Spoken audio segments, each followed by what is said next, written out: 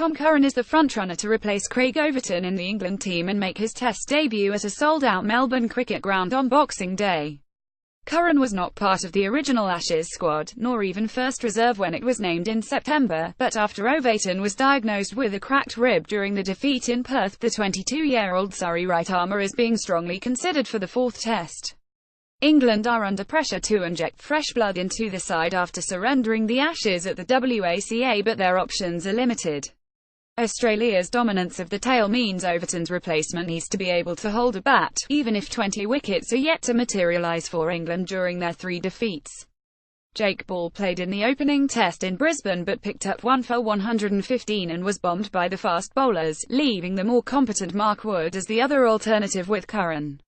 But the Durham Quick is not officially part of the squad. He stayed on after Lions duty to prepare for the one-dayers, and there remain lingering doubts over his ability to get through 5 days.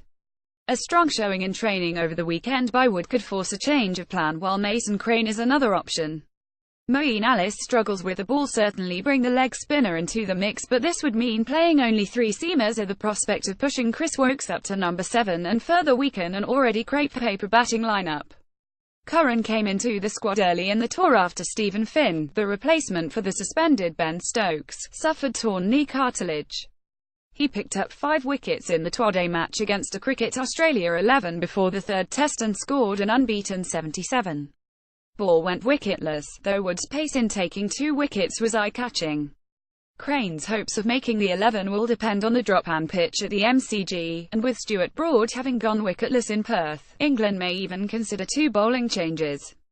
They will get a first look at the surface when they resumed training on Saturday and, should it lend itself to spin, the 20-year-old Hampshire cricketer believes he is ready to make the step up.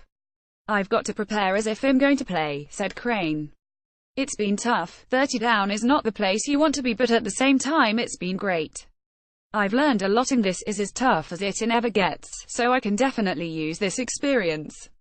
On what he had learned, Crane said that verbals going on in this series, "I've never seen the like before. If a bowler wants a drink on the far side of the ground, we're drawing straws. But that's to be expected. I'm not sure much of it can be repeated. It's not for families. You just laugh it off. There's not much else you can do." Crane's ascent to the Test team would cap a remarkable story, coming 12 months after he turned out for New South Wales in the Sheffield Shield following an impressive stint in Sydney grade cricket. He was frozen out of his county side at the start of the English summer, prompting the national selector, James Whittaker, to vent his frustration publicly.